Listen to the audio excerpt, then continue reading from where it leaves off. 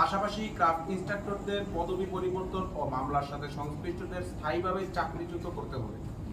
2021 সালে রাতের আধারে নিয়োগপ্রাপ্ত ক্রাফট ইনস্ট্রাক্টরদের নিয়োগ সম্পূর্ণভাবে বাতিল এবং সেই বিতর্কিত নিয়োগ বিধি অবিলম্বে সংশোধন করতে হবে। ডিপ্লোমা ইন ইঞ্জিনিয়ারিং কোর্সে যে কোনো বয়সে ভর্তির সুযোগ বাতিল সহ উন্নত বিশ্বের আদলে 4 বছর মেয়াদী মানসম্পন্ন কারিকুলাম নিশ্চিত করে একাডেমিক কার্যক্রম পরবর্তী প্রবিধান থেকে পর্যায়ক্রমিকভাবে সম্পূর্ণ ইংরেজি মাধ্যমে চালু করতে হবে। উপসহকারী প্রকৌশলী ও সমমান অর্থাৎ দশম গ্রেডের পদ 4 বছর মেয়াদী মেয়াদী ডিপ্লোমা ইঞ্জিনিয়ারিং ও মনোটেকনোলজি অর্থাৎ সার্ভেইং হতে পাশকৃত শিক্ষার্থীদের জন্য সংরক্ষিত থাকা সত্ত্বেও যেসব যেসব সরকারি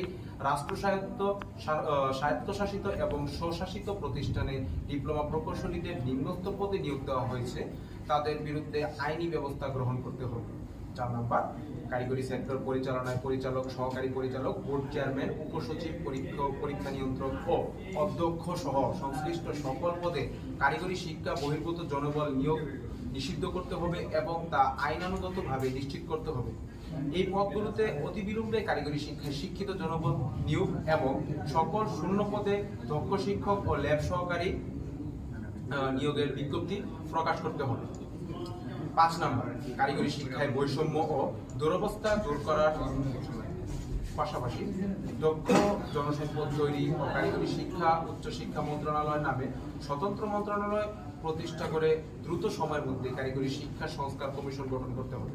6 নম্বর, পলিটেকনিক ও মনোটেকনিক ইনস্টিটিউট হতে পাশকৃত শিক্ষার্থীদের উচ্চশিক্ষার সুযোগের লক্ষ্যে একটি উন্নত মানের টেকনিক্যাল বিশ্ববিদ্যালয় প্রতিষ্ঠা করতে হবে। পাশাপাশি নির্মাণাধীন 4টি ইঞ্জিনিয়ারিং কলেজ নড়াইল, নওগাঁ, খাগড়াছড়ি ও ঠাকুরগাঁও